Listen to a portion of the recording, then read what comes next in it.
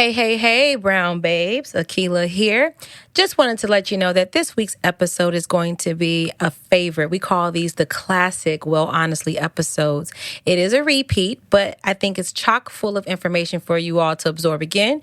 We will see you in new episodes in the future. Bye.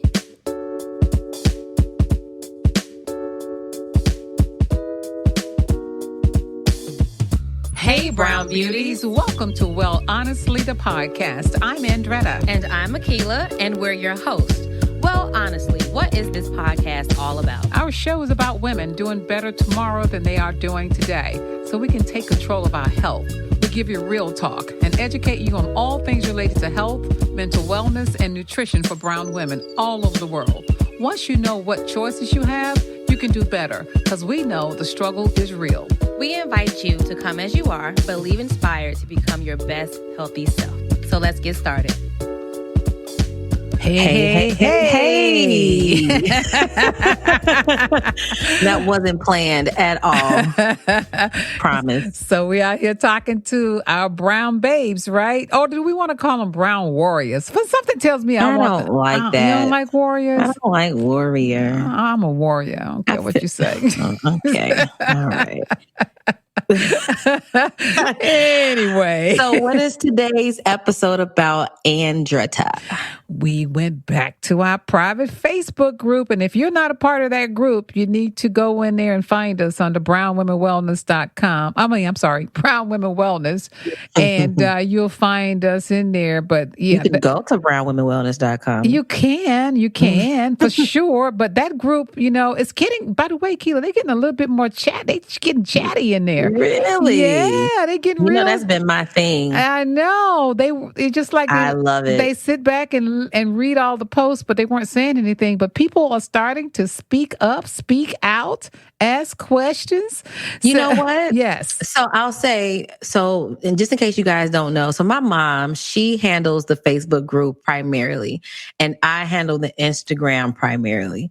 It naturally just kind of happened that way because she's the one that started the Facebook group first.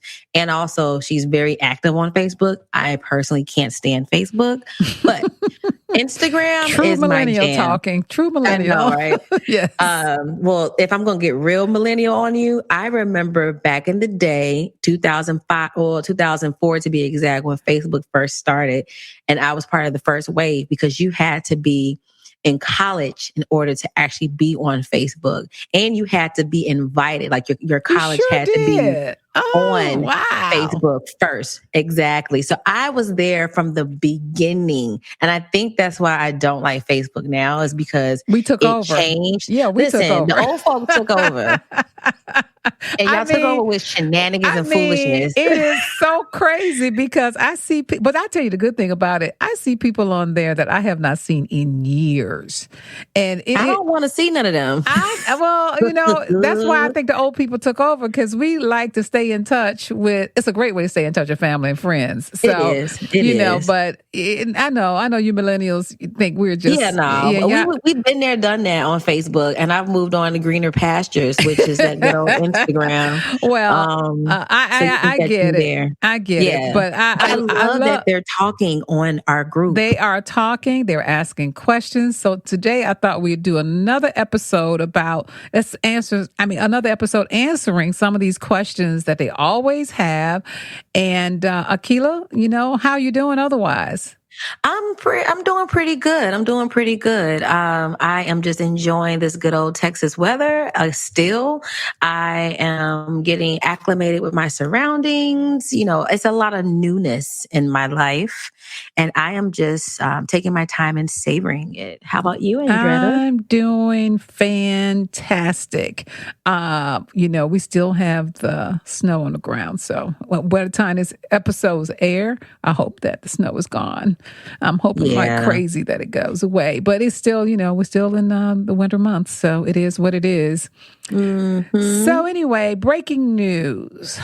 What is the breaking news for today? I feel like we should have some type of insert, like a some type of music for the breaking news, like like, remember back in the day when stuff used to break on So you on want the TV? Okay, so we can, Brian, right here when we talk breaking news, you can find some music that we have and stick in there if you want to.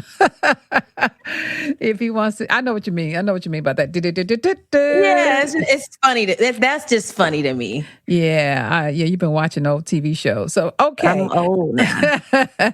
But breaking news story for today. What I found was something very, very interesting. This could be considered breaking news or it could be considered a health tip, actually. But I want to talk about baking soda. I know, right? I know, right? Baking soda. So I will say, for us millennials who heard that, it's a certain song that comes to your head. Baking soda. I got baking soda. Oh, so my goodness. Don't worry about that. Never heard of that. That's why you laugh so hard. Yes. Well, when I think baking soda, I think about all the things baking soda can do for you. Okay. So, so in case you don't know what baking soda is, it's sodium bicarbonate. Okay. And it's a natural mineral, so it kind of reacts.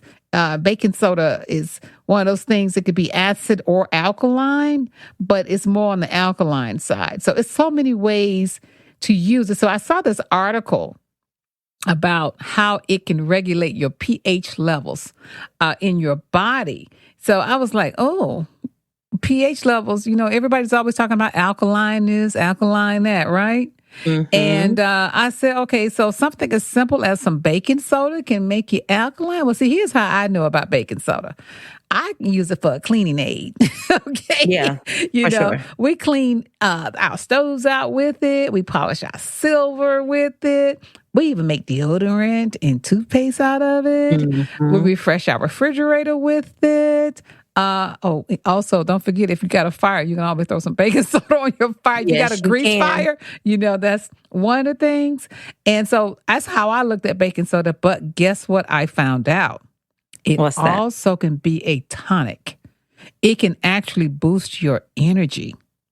So you know how sometimes when you're feeling down and you feel like, you need a little energy and you can't push yourself no more and you just say, oh, I just need something. Okay. Usually, you don't want to, that's something instead of a glass of wine.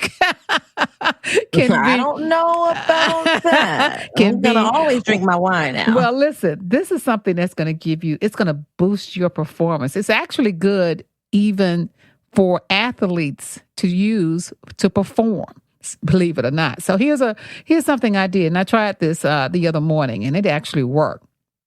So what I did was I took some sea salt, I took a little baking soda, some coconut water, lemon juice, and raw honey.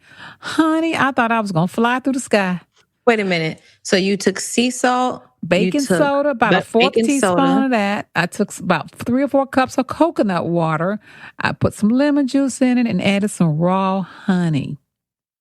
Now, and it gave you an energy boost. I mixed all this up together. I shook it up really well.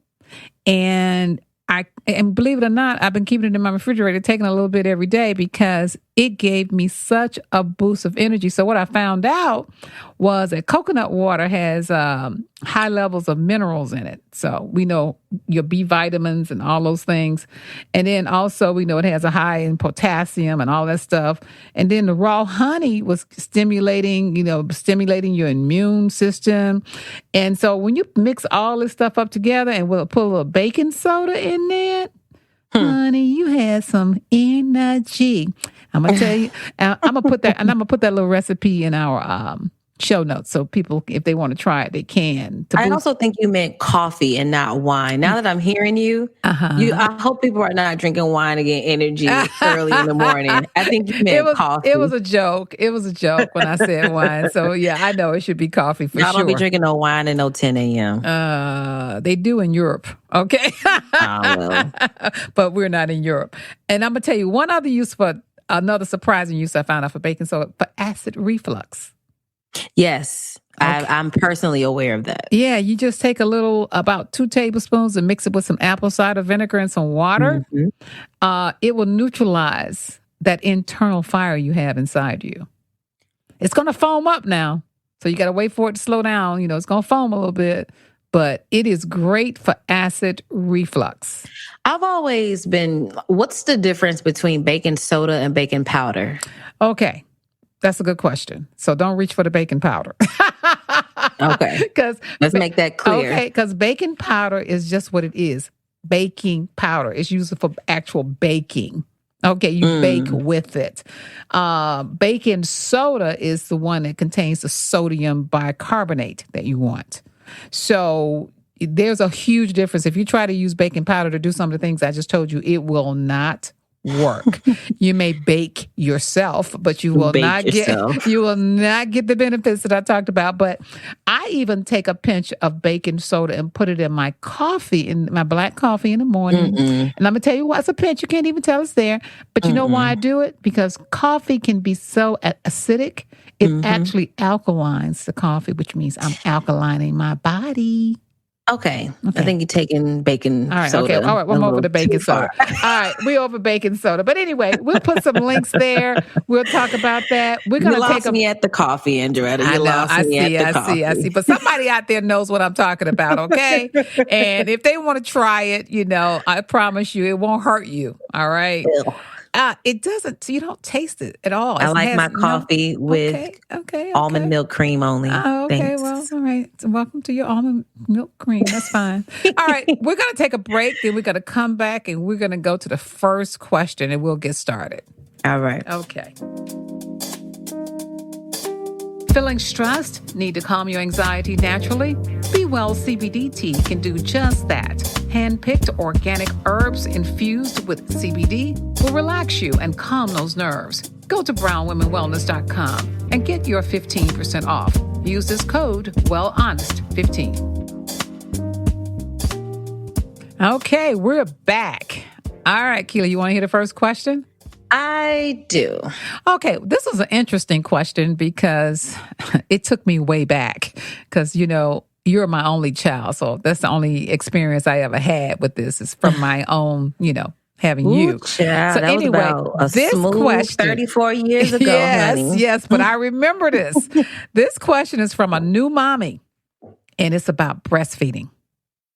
So she wanted some healthy tips. She was being challenged a little bit, talking about, lactating all the time and feeling like a human cow and running home and trying to make sure she had enough milk for her baby.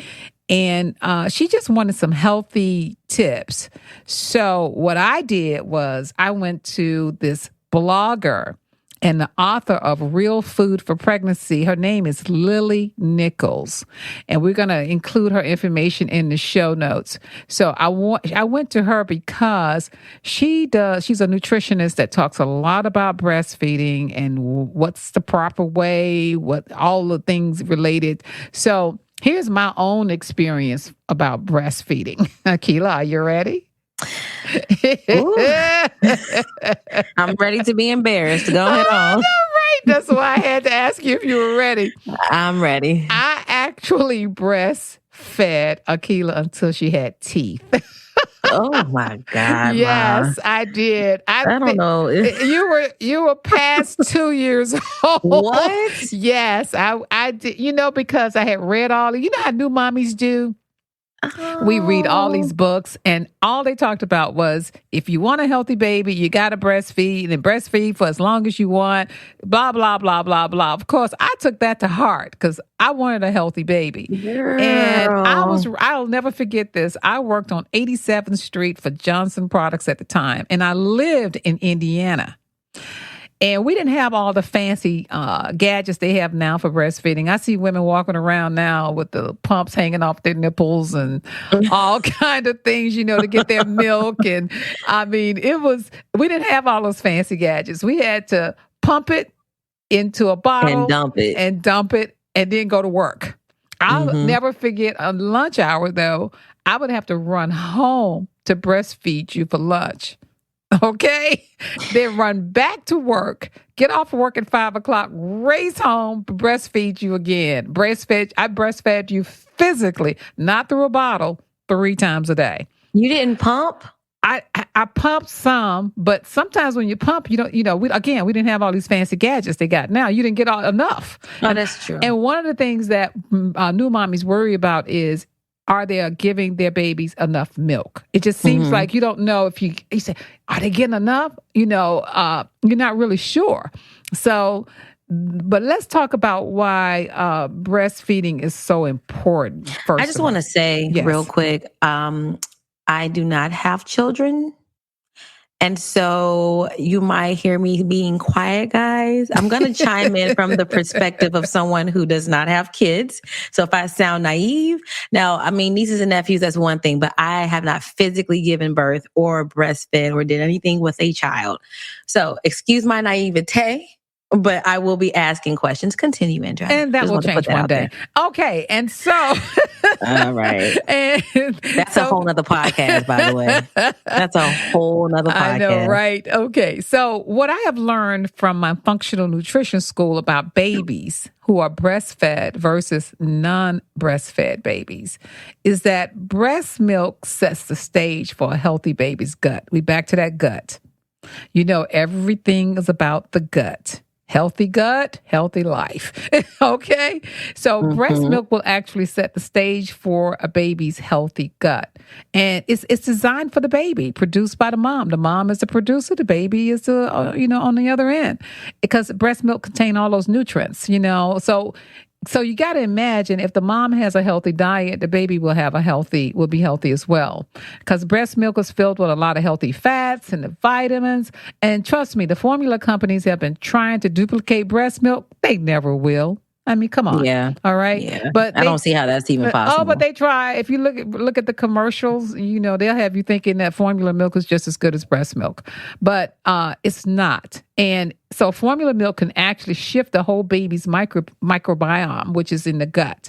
So you want to breastfeed. So, but on the other hand, the mamas can also pass the bad things over to babies through breast milk too. They don't talk about that as much because we have a lot of environmental toxins out here. Like a lot of people don't understand cooking with nonstick, those nonstick pans that are out there. And I mean, it's so convenient to have a nonstick pan. I mean, come on, when you cook something for it not to stick, I mean, that's what everybody wants. But that Teflon that's on those nonstick pans actually contain poisons.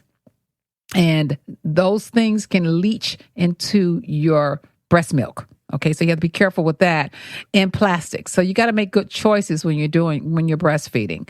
So, and the other benefit, of course, of breastfeeding is it's a special bond between the mom, and the baby. So that's why breastfeeding is so, so important. So you nourish the mom, you nourish the baby. And so one of the things that it was asked was, well, what can we do to keep lactating is what it's called. Okay. Do you know that they have lactated nurses? I know. Yes, I've heard of that. Yes. That's actually very popular. Yeah, they have people lactating nurses. Yes, they come around and they help you with your production. Now, we didn't have nothing like that back in my day. You either did it or you didn't. Okay. But now they actually have people that's how important though breastfeeding is. And people are starting to understand, a healthy baby or a healthy child who turns into a healthy adult. I'll tell you something else that I found out. Yes. They actually have companies where they will deliver other people's milk to you if you can't breastfeed or if you can't lactate. Now, I hadn't seen that one.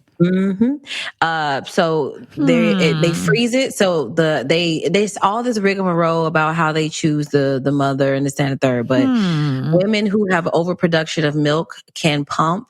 They freeze it, and then the company takes it and they'll send it to different women who, they want to breastfeed, but they just can't lactate. That's a thing. That's very interesting. So that's another a stream of revenue. Absolutely. That's because crazy. If you think about it, it doesn't matter. Like, think about the fact that some people drink cow's milk.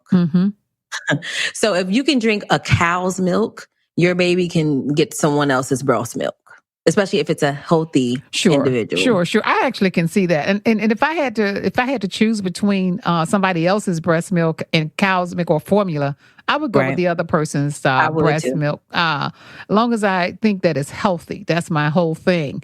They So do a whole screening, but yeah. that's And it's interesting. expensive. I bet. Yeah, it's expensive. I bet. Okay, so you got to be in a certain income bracket to even afford that. You know how that goes. Right. But here are some things that you could do to help you to lactate. So I went back again, and like I said, I listened to Lily Nichols, and she talked about things you could do that can actually make you produce more milk. So one of the things she talked about is you need something called choline, and it helps you lactate. So here's some of the foods that she said you can eat that will help. One of them was egg yolks. Yeah, egg yolks, high in this vitamin. Also, organ meats like liver. The organ meats will give you lots of milk. And any type of, it's also omega-3 and DHA is important for the baby's brain development, and that comes from seafood.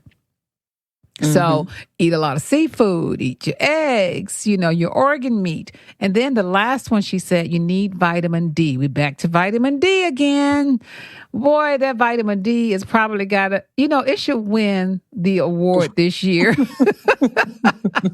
Because vitamin D, it looks like can do everything. Of course, again, for those of you who don't know, and if you go to our Facebook group, we talk about vitamin D a lot. It is not a vitamin. It is a hormone. And also, again, as Black women, we have a very difficult time getting that vitamin D through our melanin in our skin, so we don't get enough of it. So most of us have to supplement. And I don't care where you live. It's not coming through your melanin. So if you know how important vitamin... Your melanin. I'm sorry. Melanin. Right. Okay. Yeah, no, we can't get it through a watermelon. But, but we do want you to know that. So eating those foods also do another thing for newborn women that I'm hearing a lot of, and it's postpartum depression. Yeah. So if you eat these foods, it will help prevent it. So I understand that postpartum depression is on the rise. Yeah. Yeah. And I would assume so. Yeah, they say it's on the rise. And it used to be a taboo subject. Nobody would talk about it because how could you be depressed and you just had a baby, right? But what they're finding, and a lot of that is coming from an unhealthy gut. We're back to the gut. Between the gut and vitamin D. Yeah. It's like, I mean, listen, y'all, one thing you gonna know, take care of your gut and take your vitamin D. When it's all said and done from Brown Women Wellness, you're gonna hear that a lot from us. Yes, you are. But it's important. But it's important because it does work. We're only telling this and we keep stressing these points because it does work. So, another thing is, we talked about this, a lot of women fear that they're not giving their baby enough milk. Now, I found something very interesting from this guy named T.J. Robinson. He's known as the olive oil hunter. Olive oil. You have a knack for finding very quirky, nuanced, niched type people for this health industry. It's called the law of attraction. Talking about some olive oil hunter. We talked about the laws of attraction in episode number 8, if anybody want to go back and listen to it. But yes, I do attract a lot of wellness experts. I do. But let me tell you how do you hunt olive oil? So let me tell you what he does. Well, first of all, that's a whole nother conversation, the olive oil industry. We know that most of the olive oil that's on the shelf is not real olive oil. So this guy goes out and he finds the best olives and he makes sure that it's fresh. That's what he does. That's why he calls himself the hunter. Okay. So I know, right? And you can order from him online. It's a big difference in the olive oil that comes from him versus the ones on the shelf. I actually ordered some so I could see for myself. It's a little, and it's very expensive, and it's in these it's in these little bottles. So, I was like, oh my God, this is not going to work, but I want some real olive oil. So, but anyway. Can I just say this real quick? Yes. And I don't want to go on a tangent or off subject, but kind of on subject. So with olive oil, real quick, so most people, I want everybody to know you shouldn't be frying or searing anything in olive oil, for real, for real. That is correct. Now, the ones that are on the shelf, most of them have other oils in them. And so they are not 100% pure olive oil, but they'll say they are. But you're absolutely right, Keela. You're not supposed to fry with it. And that's because of the heat point, because when it gets too high, it turns into something. It turns rancid and it turns acidic. Yeah, it goes into your body like that. So, but basically, we're supposed to use olive oil on our salads, make salad dressing. Finisher. It's a finisher. Okay. I have another doctor that I follow. He actually believes that olive oil is the cure to cure all, and he says you should just take a tablespoon of olive oil every night before you go to bed. I mean, well, you know what? He's not off base because, and I brought this up for a reason, real quick, is because in Europe, I went to culinary school. So in a former life, I went to culinary school, right? Graduated, worked in the kitchens, all of that. And I remember taking a French culinary cuisine course, and they were telling us olive oil, especially extra virgin olive oil, is only to be used in certain capacities. And I don't know when, how, or why. And it was probably the government just started advocating everybody to just use olive oil for everything. And I want us to step away from that because it's not really good for you because of the high heat point. But it also goes back to, if your next tip that you're about to say, Andretta, it goes right back into the diet of a mother and getting quality olive oil and how to use it. Well, the way he's suggesting using it is going to blow your mind. It's to help nursing mothers relieve nipple soreness. Okay. And also it contains, if you put it in your diet, it contains such high levels in the breast milk of vitamin E, which is vital to the infant's brain. But the way he's saying it, instead of use these ointments, a lot of women use ointments. Because I remember when you had teeth, Keela, I needed ointments. My God. Okay, that just you didn't have to bring that back up. You just didn't have to. But instead of using lanolin and all those different ointments, you can actually use olive oil. And you don't even have to wipe it off before nursing. You can just get some olive oil, put it on your nipple, let the baby, it'll help you lactate. Yeah. Also, another tip, this is super random, but on point. One day, my lips were so chafed. I forget why, but I just could not keep moisture to save my life. I didn't lip gloss, all of that jazz just wasn't working, right? I didn't have any coconut oil, but I had olive oil. This is how I know what you're saying is true. I got so desperate. I just put some olive oil around my lips, and that immediately changed the moisture barrier around my lips. It was insane. So if it works on my lips, I'm sure it works on the nip. It would. Wait a minute. Did you just say that? If it works on the lip, it'll work on the nip. That's pretty good. Yeah, that was good. Don't steal that. So extra virgin olive oil has so many uses, but you mothers out there that are breastfeeding and you need a little relief, just put some in the baby. It'll help the baby too, because the baby get all that vitamin E. So anyway, we're going to take a break and hear from our sponsor before we go to our next question.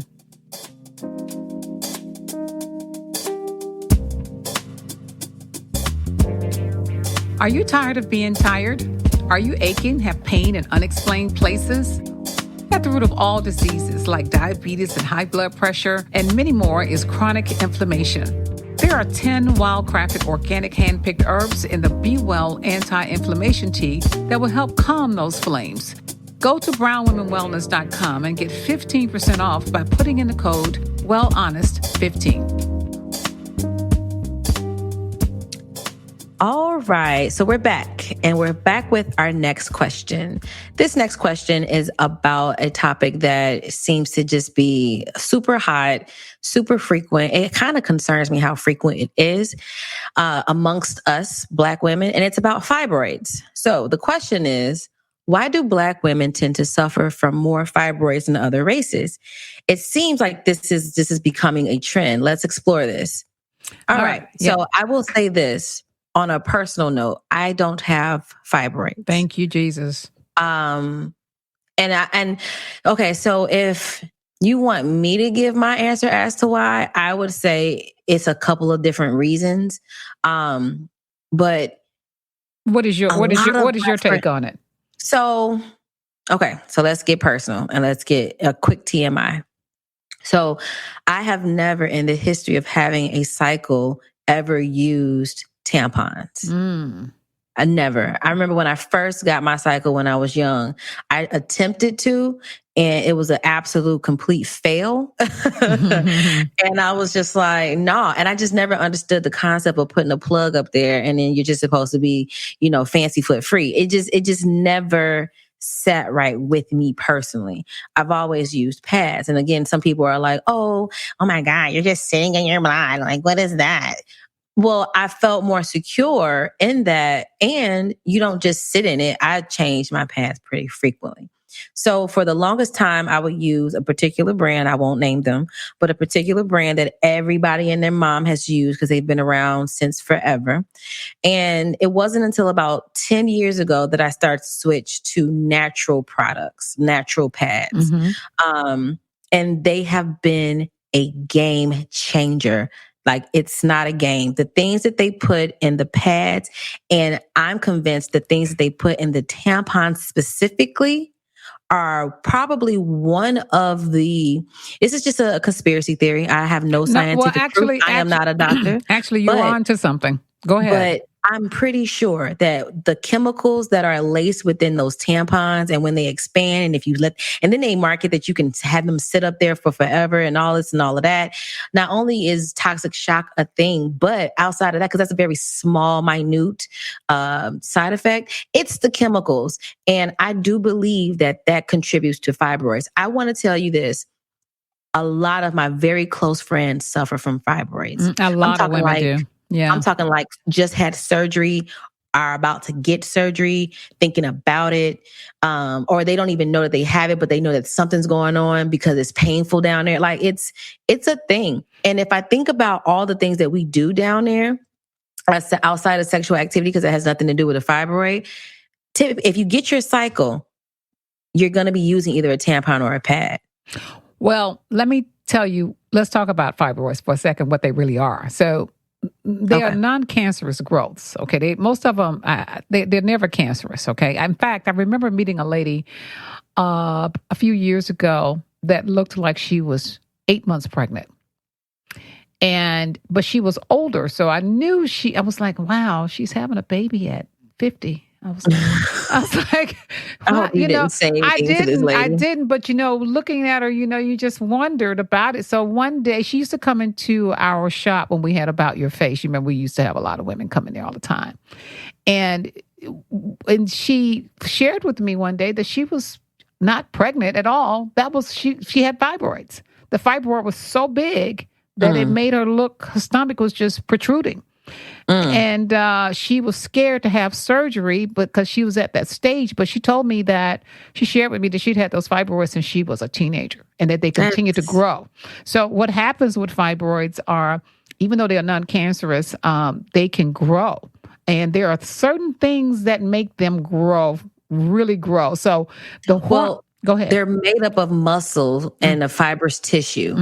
So if you think about a muscle, it expands if you build on it. And that is why these fibroids end up looking like golf balls and mini watermelons in people's stomachs. It's not in your stomach, but it's sitting right there on your uterus because they grow. Go ahead, sorry. And they do grow. And so they get to the point where sometimes they're in the way of some of your organs. And that's when women usually run and have to have surgery. They also cause fertility problems in a lot of women as well. And, so your hormones can stimulate the development of the uterine lining during your menstrual cycle in preparation for pregnancy. And that appears to kind of promote the growth of fibroids. So fibroids contain more estrogen and progesterone receptors. So it's a hormone issue. Bottom line, it's a hormone issue. Okay. And so what do you need to do? I mean, because usually fibroids are related to estrogen dominance. And this goes back to what you talked about, Keila. In the estrogen, but people don't realize dominance, it's in everything right now. Estrogen is in plastic. So estrogen is in those pads that you're talking about. they Mm-hmm. contain levels of estrogen. So you think Mm-hmm. about some of the things that you're doing to your body, like using the pads and the tampons. Those things are promoting more estrogen, which is definitely it becomes a dominance. And a Uh, lot of women, they say, because I have some friends that will say this too, like, oh, well, I don't even get my period often. So it's not like, it's a consistent thing. But the reason why you're not getting your period. So my OB has always stressed to me. And so I've had a regular period my entire life. If I am not on time, this is me personally. If I am not on time, I'm either pregnant or there is something wrong.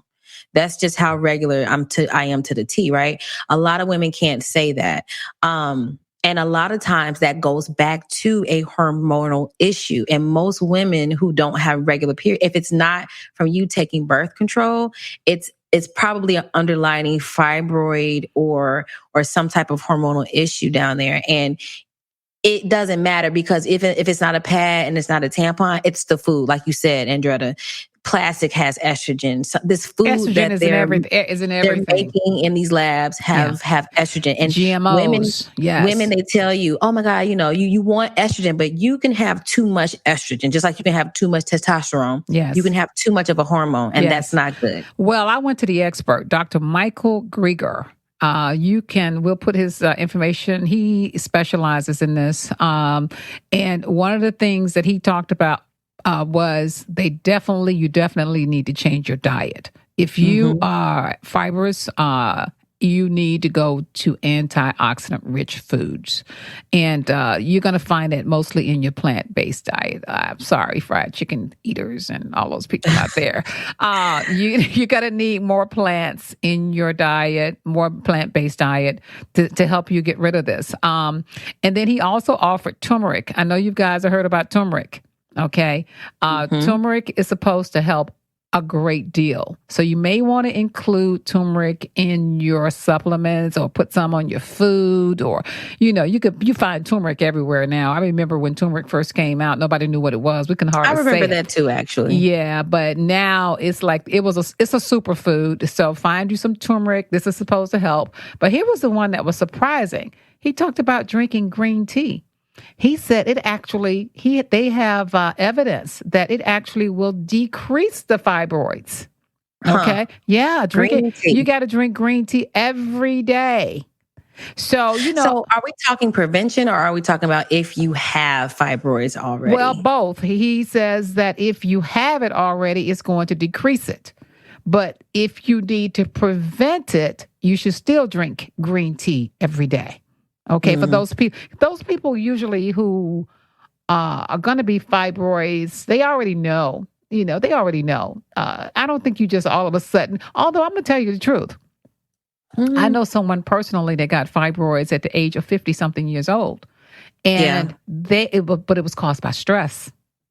Oh, yes, it was brought on by stress. And let me tell y'all, that stress, when they say stress kills, it's a slow killer. For stress to cause fibroids? Yeah, it did. And that's insane. In fact, I remember she had to go to the hospital and get it removed. And guess what it did? It threw her into instant menopause. Yep. Which comes with a whole nother set of problems. And that's going to be a whole nother subject that we can have a whole nother. In fact, there's a couple of women in our group. They always asking, what can we do? We are hot. But anyway, I'm laughing. Oh yeah, I understand. Been there, done that. So, anyway, but yeah, he talked about that. So I have a green tea that I drink every day.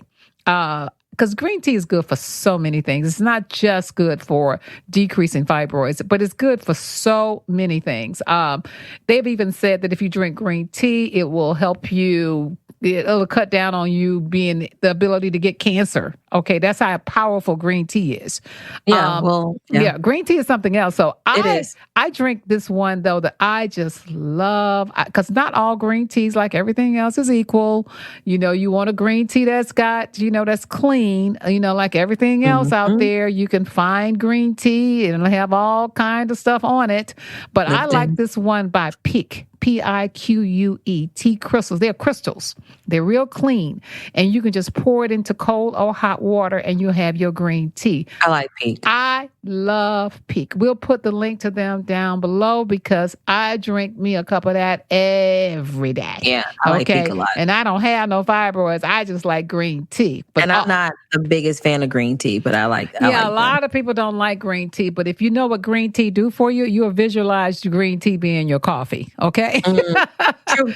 Okay. Well, the Chinese specifically drink a lot of herbal teas, and they also drink a lot of green tea. And not just the Chinese, Vietnamese, a lot of them drink tea, green tea for years because they already knew what we're just now finding out, that green tea is like a fountain of youth. That's right. It does. And I'm going to tell you something else he mentioned too, this Dr. Greger. He said animal protein. So let's take it. We're going to have meat. Meat eaters are going to eat meat. That's the bottom line. Okay. Period. But he said, usually people who have fibroids they have iron deficiency. And that makes sense, right? I mean, you got fibroids, you're bleeding more, you're not going to have as much iron in your body. But what he said was, if you're going to have meat, which he says is okay to have meat, it's the quality of the meat. Mm-hmm. He said, because what you're doing is, if you get just any animal protein, it actually can feed the fibroid. Mm-hmm. But if you get a quality meat that's been consumed with, they're grass-fed organic, he said, if you got fibroids, you may want to switch right away, make that switch, because it will make a whole difference in when fibroids come, how they come. Okay.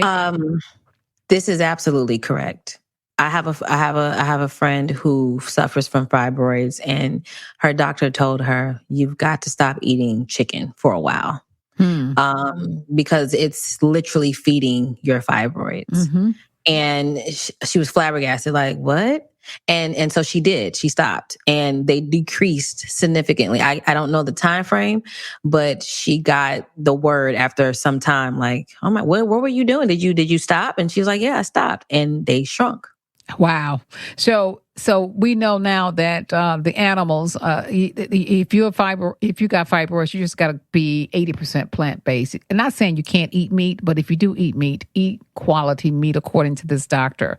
Yeah, if you're trying to, and I want to segue into this too. If you need help with a plant-based fibroid kind of elimination type of situation.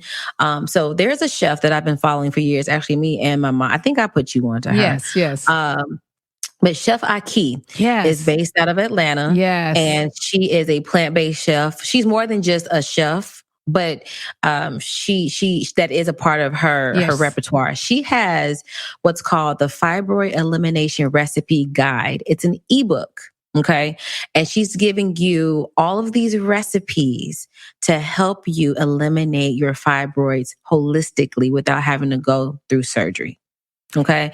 It is a phenomenal ebook. She gives you recipes. She gives you the food list, and it's a fail-proof method. So if you have fibroids right now and you know that you need to do something about it and you're scared about surgery, give it your best to go a holistic, natural route to eliminate them. People have done it and it's been successful, so you can do it. But again, like we talked about in the previous episode, it's about the mindset shift. So just shift your mind now and you can get rid of them. And the book is only $20. So we'll have the link to her book in the show notes below for this episode, but try it that way. Oh, that's very good. Akila, do you remember when we flew to Atlanta to take one of Chef Aki's class? I remember that. Will you spell her name for them so they'll see how to spell it? So Chef Aki, chef, and then her name is AHKI. Yes. I actually enjoyed that cooking class. We did. We took a cooking class, and it was good. It was good. And what she's saying to you is that you can eat very well plant-based. We always tell you that we don't advocate any particular style of eating, but if you have a health concern and you need to change your style of eating for your health concern, then we are definitely for that. Okay. Absolutely. Absolutely. So you really need to check her out, Keela. That was a good tip. And we're not getting sponsored or getting paid by this. I just happen to remember that she had this. And what I like about it is that it's only for fibroids. So it's a very strict, low to no starch, non-hybrid estrogen and aromatase-free e-guide. And here's another thing I want you all to one last thing I'm going to leave you with about fibroids. This is caused by inflammation. Okay. Inflammation in the body, chronic inflammation. We stress and talk about, I think other than vitamin D and, we talk so a lot. Tired of hearing us talk about vitamin D. I know, right? We talk, but the other thing you hear us talk about a lot is inflammation, which is why we created our anti-inflammation tea. Exactly. And if you have not tried the Be Well anti-inflammation tea, I urge you. We put 10 herbs in there, 10. And we didn't just put any 10 herbs in there. We took our time. We actually make that tea is handcrafted right in our own kitchens. So real quick, the herbs that we put in this tea so that you guys can understand there's a method to everything that we do specifically for brown women. We put holy basil leaf, we put cat's claw, celery seed, cinnamon chips, English lavender flowers, garlic cloves, ginger root, hawthorn leaf, turmeric, like we talked about just previously, and flaxseed. If you go to our website, each herb, we tell you exactly what it does. But outside of our website, if you just Google those herbs and put in the benefits, so Google holy basil leaf benefits, it'll start to blow your mind what all these things do. Then add it into like a tea form and you have a recipe for success. I would strongly encourage you guys who suffer from any type of inflammation disease in the body, especially fibroids, to purchase that tea. And you have to be consistent with it. You can't drink one cup and think your fibroids are just going to go away. That's not how it works. It needs to be a part of your routine. Absolutely. Just like anything else. Absolutely. I listen, I personally drink a cup a day. You should drink it and have a cup a day, to calm down those flames in your body. And it'll make a huge difference not just on a lot of levels, really. So you can find that, by the way, on our website, brownwomenwellness.com, if you are interested in, getting more information about those herbs and the tea. Okay, let's hear a word from our sponsor. We're going to come back and talk about what we're loving this week, and we're going to wrap it up. Feeling stressed? Need to calm your anxiety naturally? Be Well CBD tea can do just that. Hand-picked organic herbs infused with CBD will relax you and calm those nerves. Go to brownwomenwellness.com and get your 15% off. Use this code WellHonest15. Okay, well, we're back, and we're going to wrap this up. Akil, I want to ask you what you're loving this week. What are you loving? So what I'm loving this week is my plants. Oh. So one of the things that I did, my mom, me and her, what we did together is I was very adamant about getting my plant babies right away.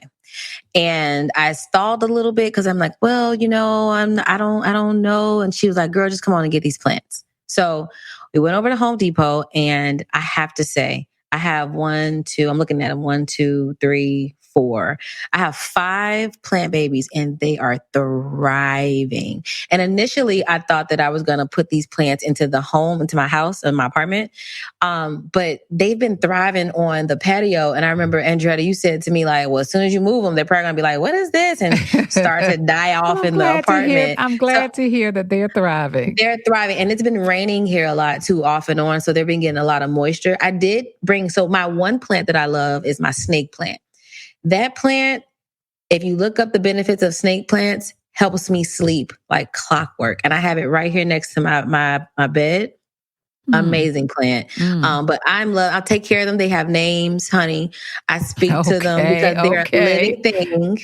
All right. So if you don't have plants and you think that you always kill off your plants, just start slow, but get yourself some plants because it really does raise the vibrations of you and your place. Well, speaking of plants, we have a guest coming up telling you how to grow your own garden very soon. So we'll talk more about that. That's going to be interesting. What are you loving, Andrea? Oh, what am I loving this week? Oh my God. Okay. So I am listening to a Audible book that keeps me really, really hyped. Actually, I'm listening to more than one book, but I go back and forth between these books. But I went back to my old library and I pulled back out The Game of Life. And I talked about this on another episode, but I went back through an old episode and started listening to The Game of Life and How to Play It by Florence Scovel Shinn. I talked about this before, and it's a small book. It takes you about a good hour to read it and listen to it. And it just pumps me up because it's hard to believe the book was written in 1925, but nothing has changed. She talks about the power of manifestation. She talks about the power of gratitude. She talks about the power of affirmations. And if you're not doing affirmations, I urge you to start because affirmations are extremely powerful. You just have to make sure you're saying them not in a negative way, but in a positive way. It's how you say your affirmation. So, I love her, and I'm going to always love her. I'll always have this book near me forever, the rest of my life. So that's what I'm loving this week. I love that. Speaking of affirmations, when you say your affirmations, the quickest way to affirm yourself and affirm what you're trying to affirm is to speak in I am statements. Absolutely. Because it's about you. So I am wealthy. I am loved. I am worthy. I will have XYZ. That's just a little tip. And at this stage on that note, we'll say we are done. We will talk to you guys next week. Yes. Bye. Bye-bye.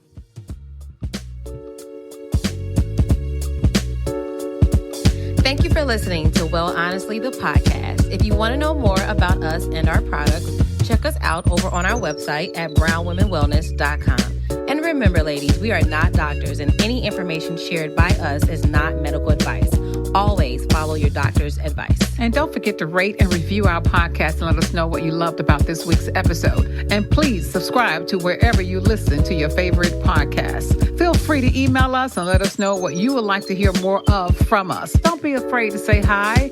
We'll say hi right back to you. Don't forget to find us across all social platforms at Brown Women Wellness. As always, show notes with links to what we talked about today in this week's episode will be in the description box below. Thanks for listening.